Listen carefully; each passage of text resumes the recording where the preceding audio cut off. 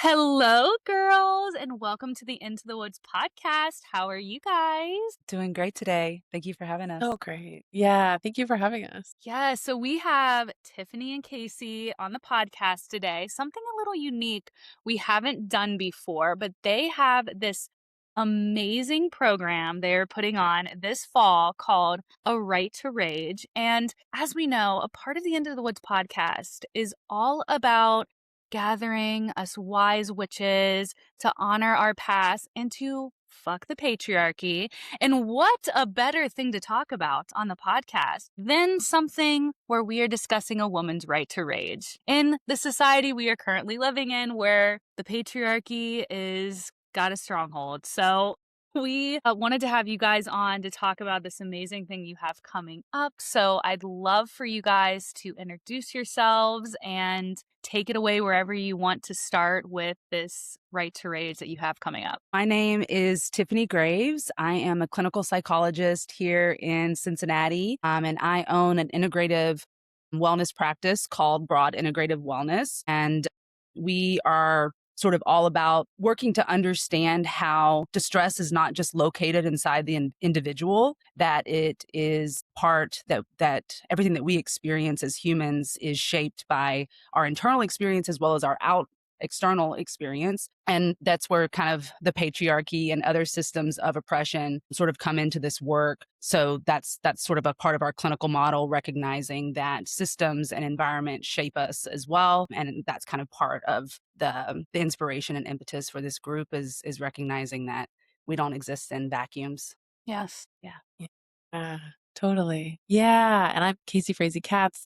I'm an independently licensed therapist, and I'm also the creator of Intentionally, which is my business that I get to do more kind of fun, spiritual, witchy sort of things like breath work and energy work. I'm a Reiki practitioner as well. So very excited to be part of this. Tiffany and I met working together as therapists and have a similar passion for being able to bring women together to talk about what we need to talk about in this collective right now at this point in time, with hopefully the extinction burst of a patriarchal system. Wouldn't the Fingers world be a better crossed. place? I mean, obviously, Just we some would do it. balance.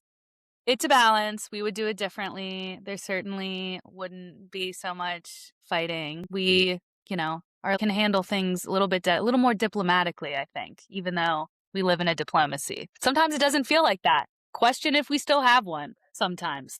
Yes.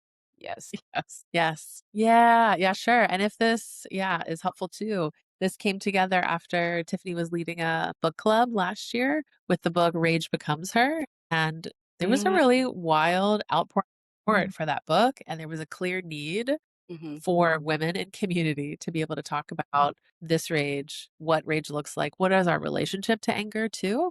And I think it's interesting. I think Tiffany and that both of us co-leading this is that we fall on different ends of that. I'm someone who, grew up very Midwest and like, will you just push that down? The Minnesota nice, but it's like heartland version of that. Mhm. Of you just like push it down. Like good girls aren't angry. And turns out anger is a normal emotion that all of us have in different ways. So we're hopeful in this series to really bring people together to learn about this, to understand themselves, to understand their relationship to anger. We have all kinds of cool exercises with this too. And I don't know, Tiffany, if you want to talk a little bit more about that too. Yeah, sure. So kind of rounding out Casey's sort of spectrum, she's more on the side of anger that has less maybe access to anger. I think that's sort of part of what we've discussed here. Whereas on my end of the spectrum, a little bit more access to anger. I was raised in a family where anger was an okay thing. Being from the South, a little bit more open expression of emotions is acceptable. And that's something that sort of I've noticed culturally, that shift moving to the Midwest, because I lived in the South, also lived in the Northeast, where anger sort of has a little bit more room to breathe out in the open versus in the Midwest, where there's less space for that. I think especially for women, we're all kind of socialized as females into this patriarchal system of niceness, gentleness, caretaking, responsibilities, sort of leaning into these feminine characteristics that exist on one side of the spectrum. But if we widen the lens, there's also the other side of that spectrum that we sort of neglect and don't really recognize as part of the female experience as well. So I think that's really where Casey and I come in, that we want to sort of acknowledge that there is this wide spectrum of how women experience anger and how we've been socialized towards our relationship with anger. And really, one of the big goals of the group is to help shift that relationship with anger for women so it becomes something that is less feared, and is sort of understood as sort of this divine sort of communication that allows us to understand what is maybe not okay or not permissible, or what needs to be protected. So starting to see anger as a powerful communication signal, a powerful motivator that exists for a reason. It's an adaptive emotion Mhm. versus something that needs to kind of locked away, hidden, regulated, I think is a big word. So our group is created to explore women's relationship with anger and really trying to understand it as important information that needs to be sort of witnessed in community. I love this. I feel ragey often, and it is amazing. It is amazing, and it's like, but, and I have no problem expressing myself, which to Casey's point is a very shocking thing. Growing up in the Midwest, and people like, Jesus, she's an angry little girl, angry elf, and you're just like, like, is anyone else seeing this? Is anyone else experiencing this, or is it just me, Jesus? Like, we need to do something Mhm. about this.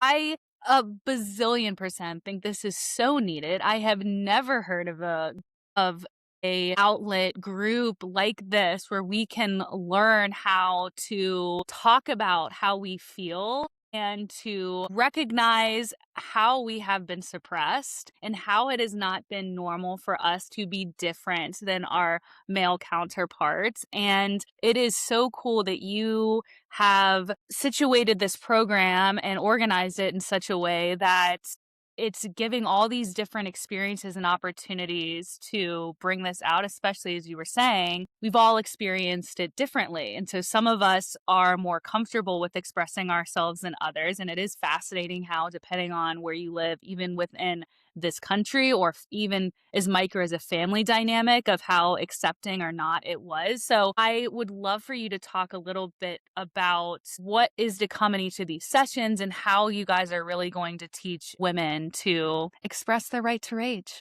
So I really see this group as almost a journey, um, and a way to first start with understanding anger, exploring it, getting curious about anger as a communicator, as a motivator, sort of shifting our understanding of what anger is. I think to create a sense of safety around anger, knowledge is very powerful. And I think often that's the first step that I take with a lot of my clients, is helping them understand anger, and then they're less afraid of it. So then we can start to kind of move towards it a little bit more, and recognizing that anger is cognitive and physical. And so we want to help our clients sort of, or our participants understand anger from a cognitive intellectual level, but also as something that exists within our body. And that also involves a behavioral response. Um, and that there's a difference between the internal experience of anger and how we respond to anger in the outside world, and that we want to really help women understand that we can experience anger without becoming violent, without becoming aggressive, and sometimes we need to, right? That's part of anger. Anger is a survival emotion. It's Mhm. meant to communicate that something is not right, something's being blocked, something that needs to be protected is not being protected. And so there's a fierceness, right, to be able to act in ways that push things back, right? That's one of the urges associated with anger. And sometimes anger is meant to bring things towards us, right? So helping women to understand that there can be a variety of responses to anger, and recognizing that through that lens of socialization, that it all kind of makes sense, right? Where we start in terms of how we respond automatically to anger, we can start to understand that, and we can start to kind of shift our responses to anger. Sometimes we need to bring it in a little bit. Sometimes we need to be more outward with our expression of anger, being able to say no, set boundaries. And some of us need to pull it in a little bit more in order to be effective in our communication. And then we're going to introduce some really awesome somatic experiences, like Casey's breathwork session, which I'm really excited for, that's going to be held at A New Way. And then we're going to move through some parts work, helping understand anger as a protector, that needs to be witnessed, that needs to be kind of turned towards instead of turned away from, which is what a lot of us do in response to our anger through shame and suppression. And then we're hoping to end with a really beautiful culmination experience at Flourish Ayurveda, with a Ayurvedic meal and a ritual unburdening sort of ceremony that we're hoping and will be a really cool, unique experience there as well. So Yeah, absolutely. Yeah, we'll have 6 sessions this fall every other week to try to pace it, give people a little bit of integration time between. A lot of my work as a trauma therapist has been trying to help people get connected with their bodies because for yeah. those folks who might more readily suppress anger or say like, "What anger? I don't there's nothing there," right? Mhm. And then we process, we do some therapeutic work, and then they realize, actually, there's a deep well, but I haven't expressed that, or it's starting to show up in people's bodies. Or maybe then suddenly they're pre-diabetic and there's no family history of that, or they eat very well, or there's something issue with their liver or something else. So I think that's become a real passion of mine and a big part of, something we've implemented in this series or incorporated is to be able to have that kind of body-based piece, that somatic element. What Yeah. is going on for us? How do we work with that? How do we identify, right, how we're feeling? Or again, if someone has easier access to that, how do you harness it? How do you work with it? How do you make it productive? How do you express it in a way? This is certainly not like an anger management group. It's not for people who have like an anger problem, right? This is just for women living in the world today Yeah. of all Yeah. ages, any adult, to be able to process through that in a safe space and in a place where people get it and can talk about how do we have that relationship to it? What does that look like? I think, as Tiffany said too, with that kind of parts work or like ego state work, what part of us maybe is angry or what is this anger part? How do we work with it so that people feel like they have a little more personal control because the world itself has a few things going on. So it's nice be able to have this kind of hopefully like sacred feminine collective where people can process through in a safe way and have more tools and get to do some really cool things along the way as well. Yeah, it sounds Yeah. like and I was gonna say you can say divine feminine collective. You can say that if you wanted to. You said sacred. Just a Just little throw that out there. amplification, little Yeah, amplification.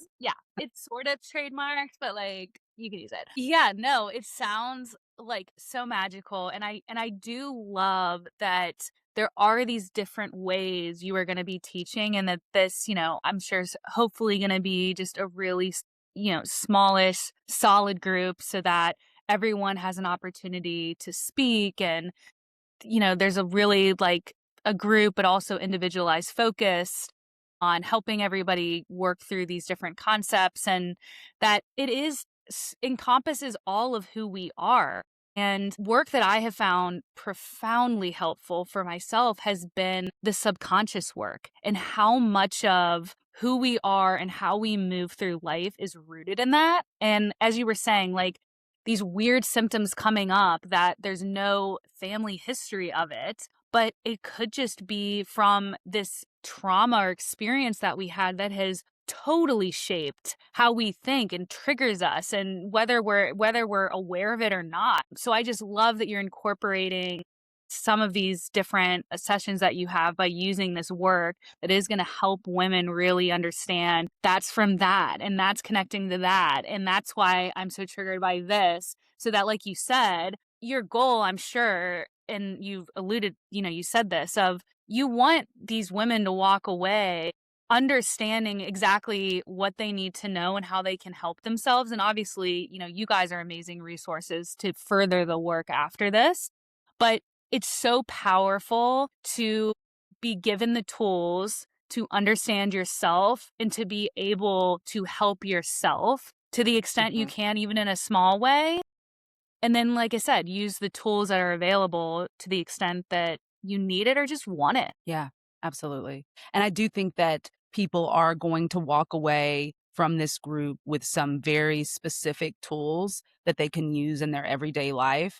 There's power in venting, right? I just read a study actually that was talking about the power of venting amongst groups of women, and I think it can reduce shame, it can validate our experience, But more than that, Casey and I are being very intentional about incorporating the latest, empirically supported interventions that are really targeting anger from multiple directions to where incorporating what we would call like top down methods and bottom up methods. So we're really helping people getting a real full understanding of what anger Mm, is and how to actually do something, how to take action in their lives. I think action is a big part of this group, doing something to change our response, to change our relationship that we actually see and feel in our outside world. yeah, absolutely. Yeah, and I think too, yeah, Tiffany, I love that as well, that since we're working from different ends, and so when Tiffany says too, like the top down and bottom up is like how our brains process. So Yeah. like Tiffany said, anger is a survival emotion. So that's very like brain bottom up in terms of like fight or flight.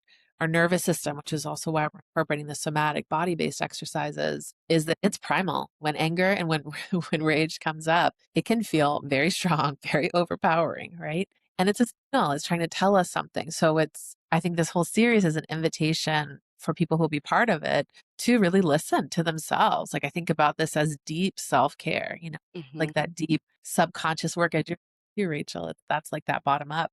And then the Yeah. top down, what we cognitive level, how we sort of think through it and how we're actively choosing to respond to it.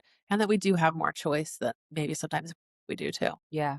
Yeah, I feel like our choices that we're given as women is like suppression or aggression, and I think the because anger can be so powerful, I think that's why we fear it because it is a very powerful. Someone's angry in a room with us, we can feel it, we can Right. vibrationally feel that anger, and it can make us feel very out of control of our own nervous system just to be in the presence of someone experiencing that emotion, and we fear what we don't know.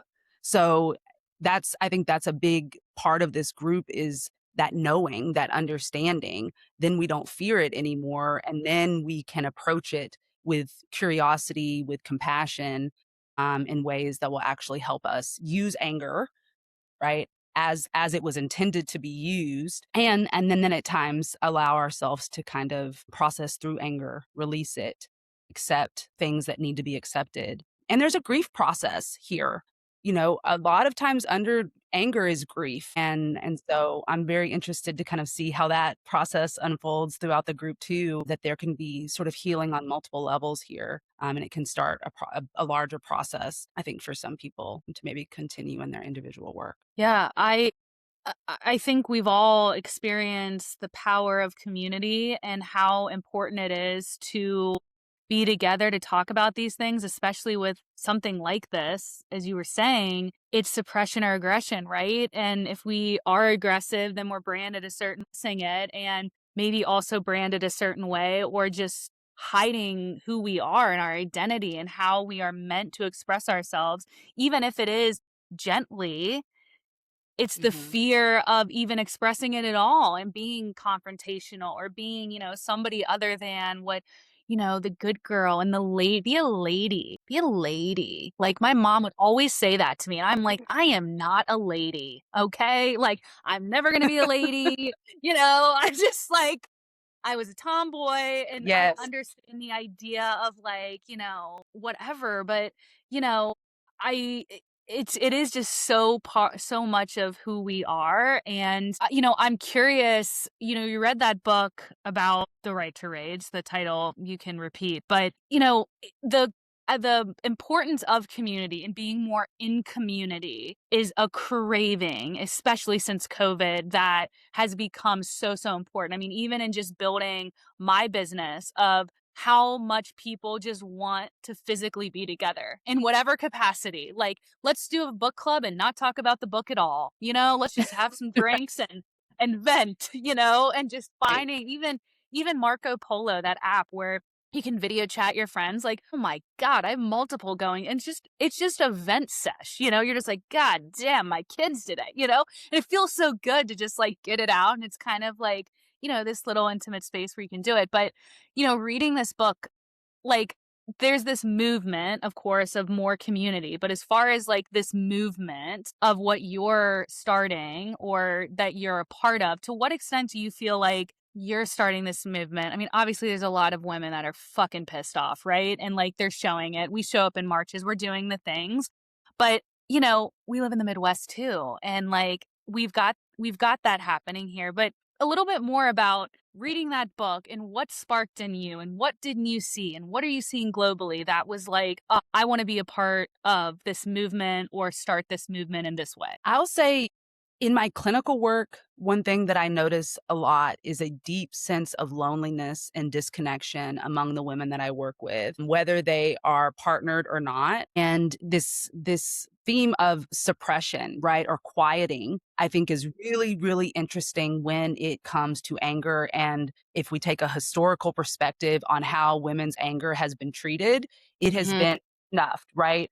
Right. There is a lot, if you look at imagery related to women and anger, there is a lot of focus on mouth, right? This area on Mm, quieting or suppressing us, not wanting us to talk, not wanting us to speak about the injustice that we experience on a daily basis as women. So it's even, I was watching this morning, there was an Amy Acton political campaign that came on that was an anti-Acton campaign, but it was all the imagery was her with her mouth open, right? And I think that was there's something very symbolic in yeah. that displaying a woman in a negative way. And this is a very common, technique that's used to quiet women, to show them with their teeth out, right? To show them with their mouth open that Mm, is supposed to be a sign of a lack of femininity, right? As something that is disagreeable or unwanted in our female leaders and our females in general. So this,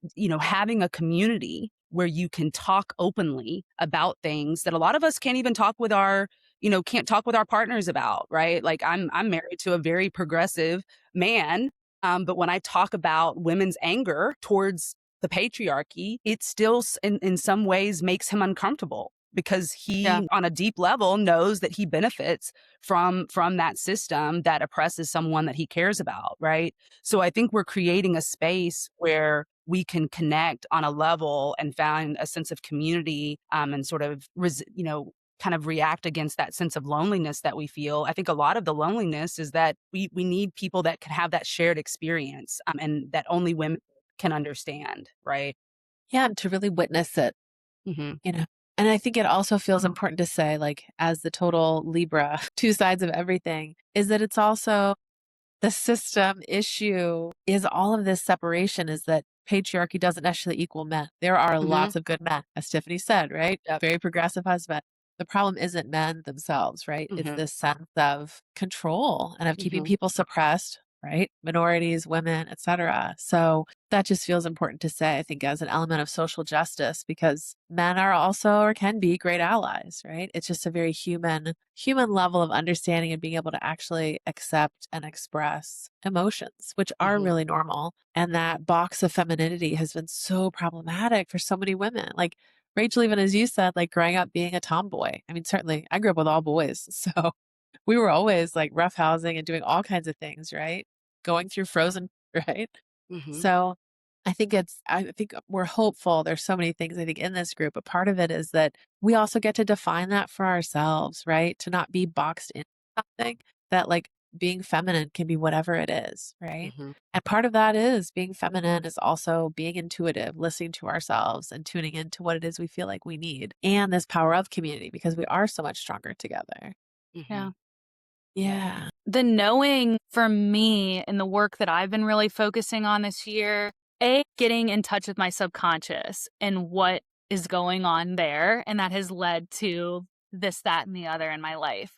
But you guys were talking about this earlier, and maybe you specifically were talking about this, Casey, of knowing yourself and trusting yourself and understanding the root of things through knowing yourself and then being able to move with that confidence. Oh my God. Like I thought I knew myself. I thought I was confident until I started really doing the work and doing breath work, especially, and tapping into my highest self and talking to my guides and getting all this information. Oh my God. Like I feel like I have moved so differently this year in a way that like I hadn't. And, we were talking about all these stereotypes and stuff, like women, like a confident woman, there's all kinds of like words and stuff around that. And, most of the time I'd be yeah, get out of my way, kind of a thing. But that's also how we're taught too, of like to be confident and to be in charge of a room, you have to take on these very masculine traits in order to be respected and in order to be noticed and to get promoted and to have power and position. I have never felt more powerful than I do being completely in my feminine and just leaning in so hard to that and moving forward with that.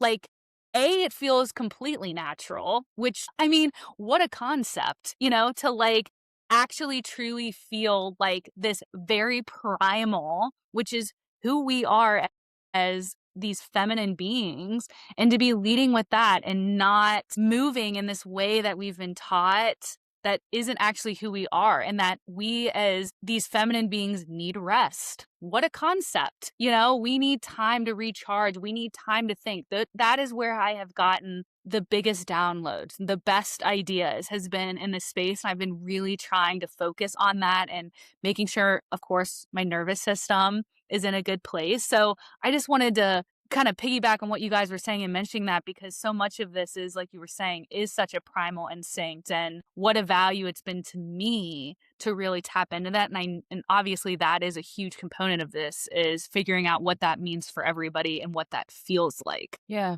And my belief is that structures like the patriarchal structures are designed to separate us. They're designed to put us into these black or white sort of categories and to prevent us from recognizing that we are all of these things. And the patriarchy has done is just as much destruction to men. That's my perspective, that it has done just as much destruction to men as it has to women, and it destroys our relationships.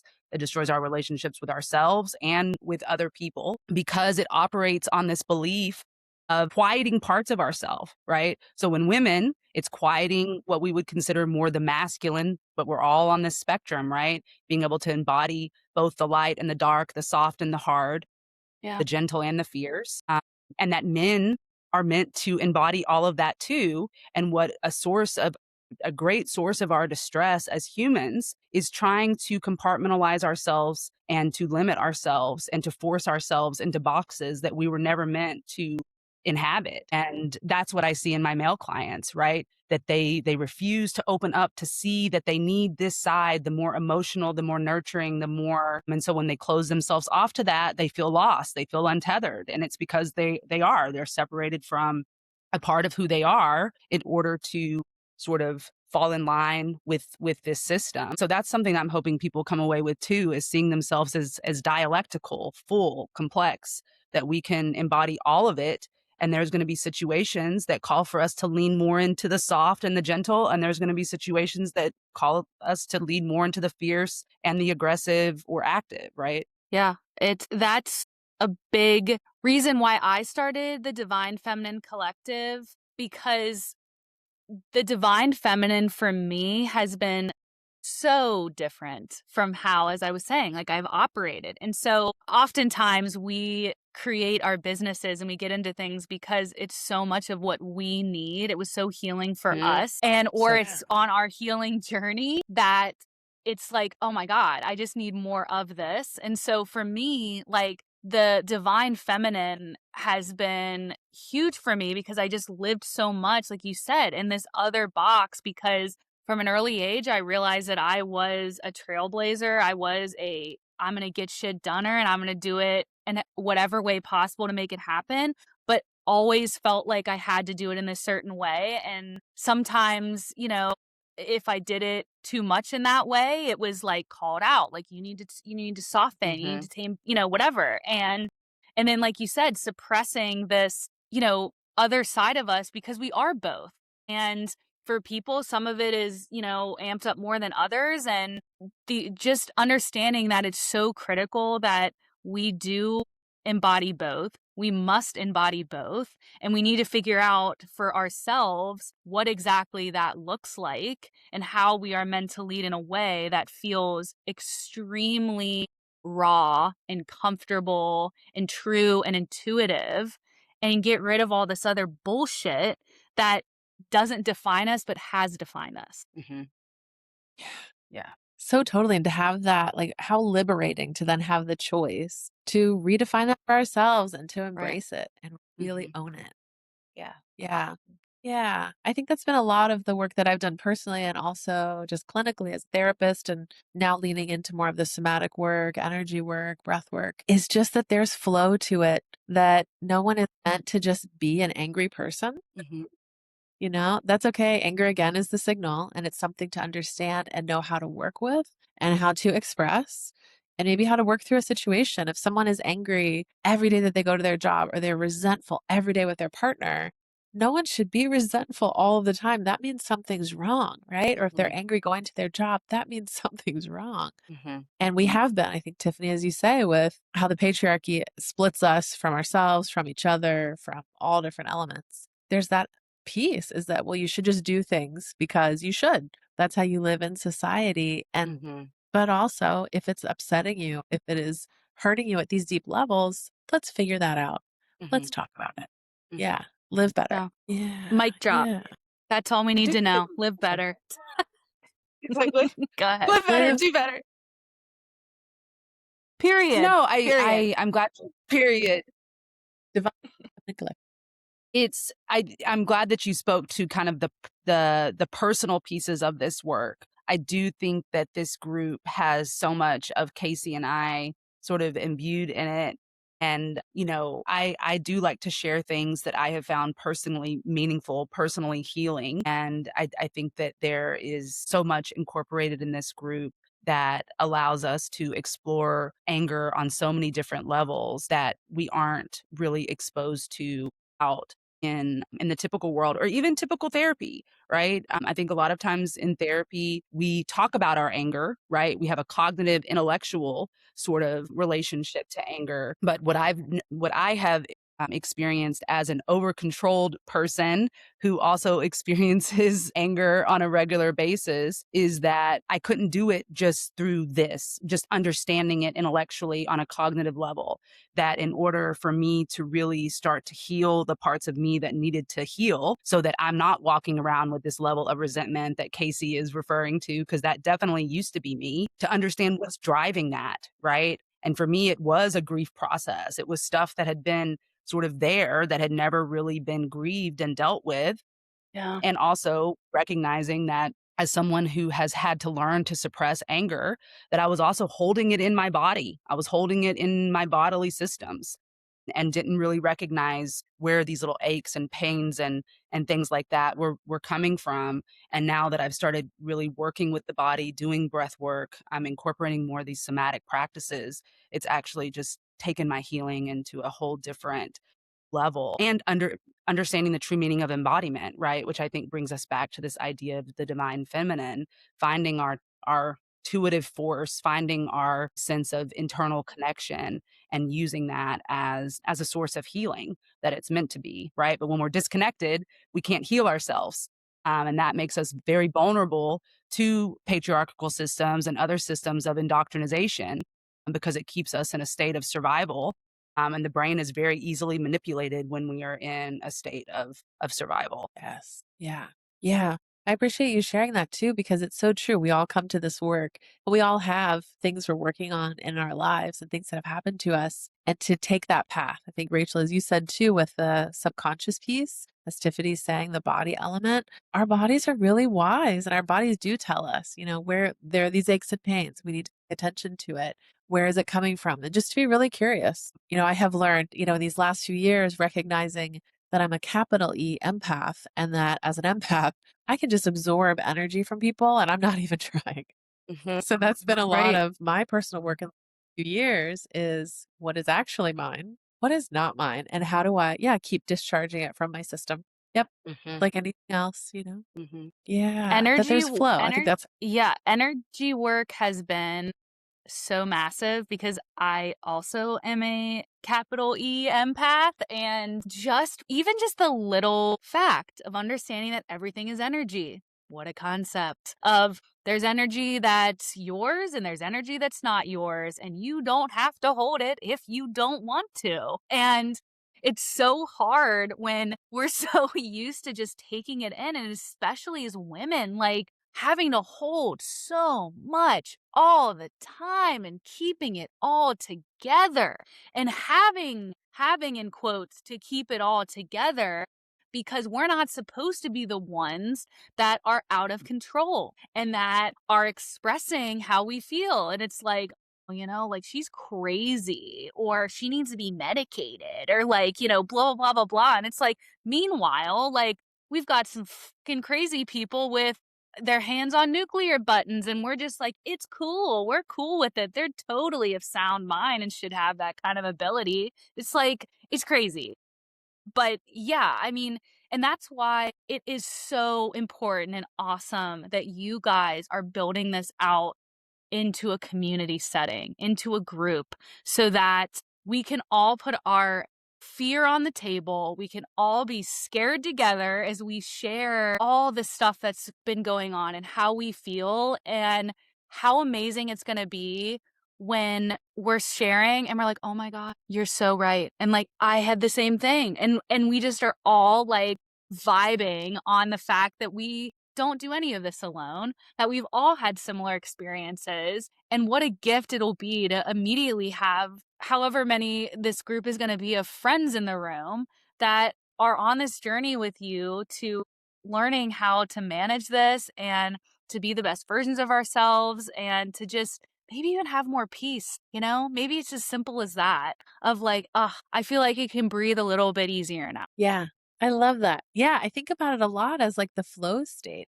Whereas you said, so it's not like totally suppressed or totally out of control. Almost like if you try to drive your car, if your car won't start or if your car rattles when you drive it, those are clearly problems, right? Your car is not in a flow state. Like some Mhm. things need to be addressed with that. Yeah.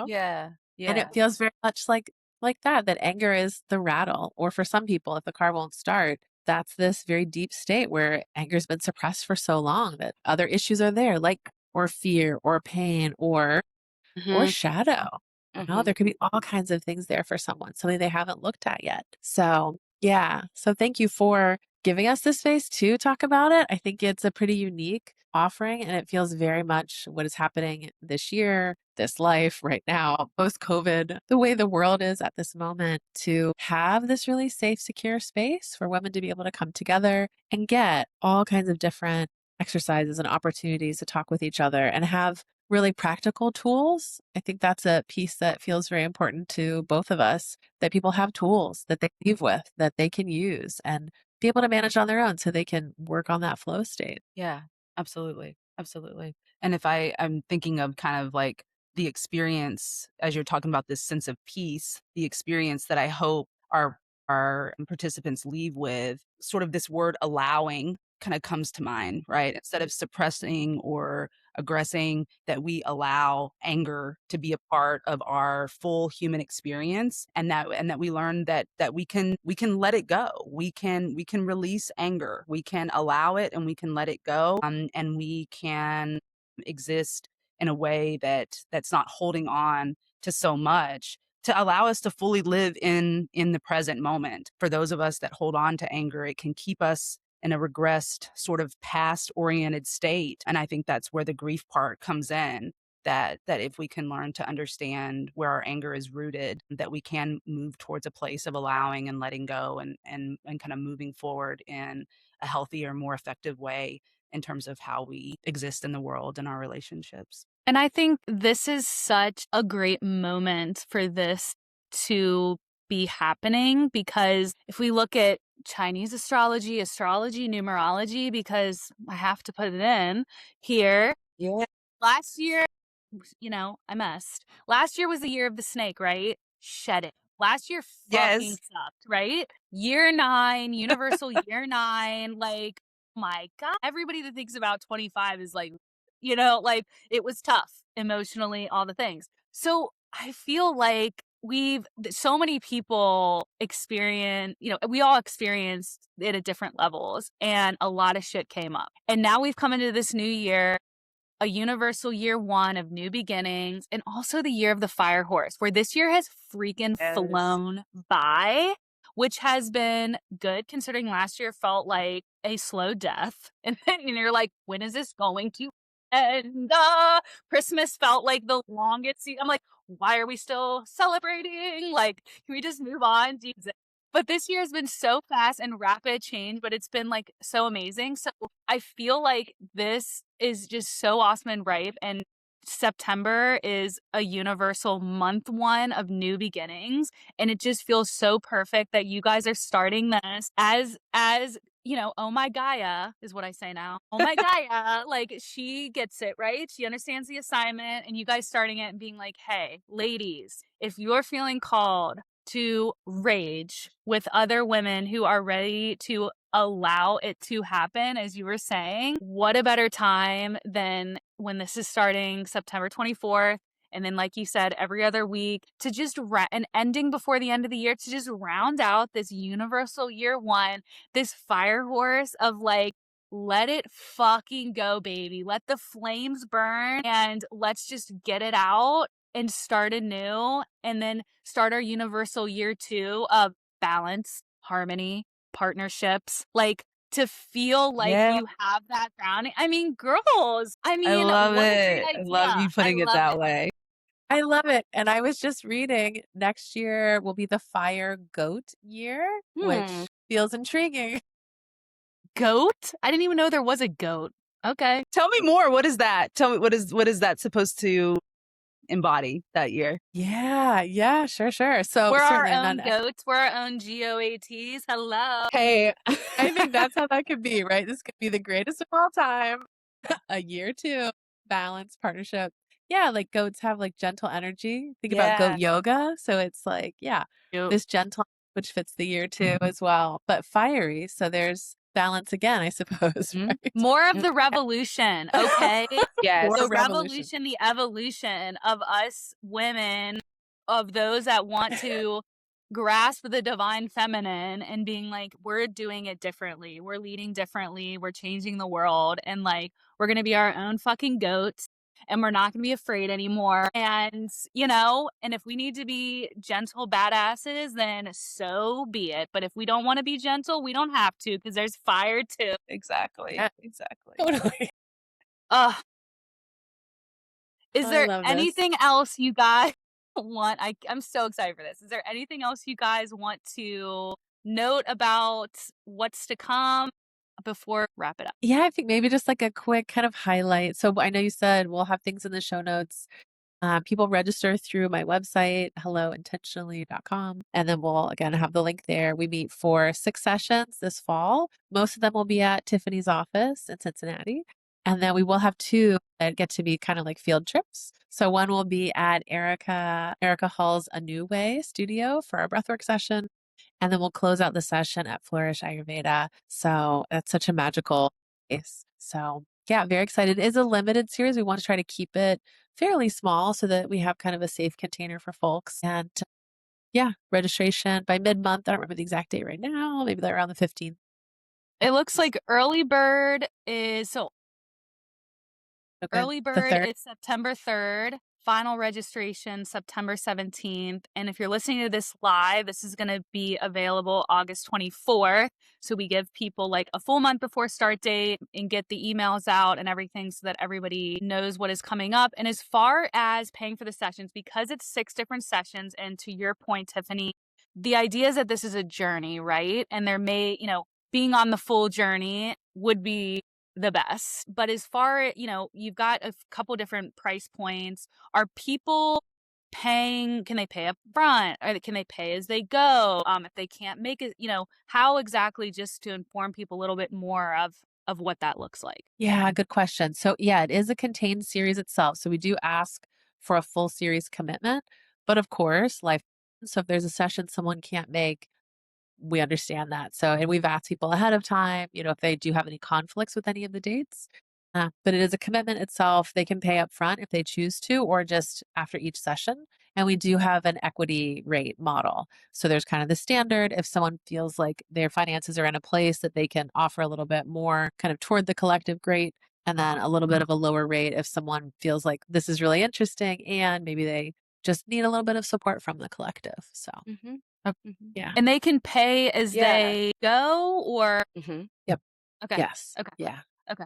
Is it an automatic, like when you sign Pays up for it, is it going to come out whenever, like every, like right the week of, or how is it timed? I think we're probably going to charge the day of, just like, how if Therapy. anybody's in therapy, that's sort of a typical thing that you would be charged the day of. So but I would encourage people, if finances are an issue, please reach out to us. We can be flexible. I know that I use a very flexible payment model with my clients. If people need to pay over time, if they need a little bit more space and room, we do want this to be accessible to people, and we're hoping that we can, part of the meaning of my practice, broad, is that we attract kind of a broad spectrum here. I would love to see women of different ages and places in life, and relationships with anger, so that we can really get a group that represents sort of the vastness that Yeah. anger sort of exists in our world, to really help us explore it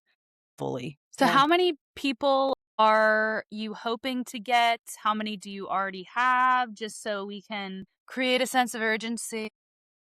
I think we're Yeah. hoping for 8. 8 is a nice group Okay. number. So 6 to 8, to keep it small and intimate and make sure that everybody has plenty of space and room to speak to their own experiences. I think if you get much above that, it can get a little bit crowded at times. And I think we have 2 confirmed. I've got one that's confirming her registration. So yeah.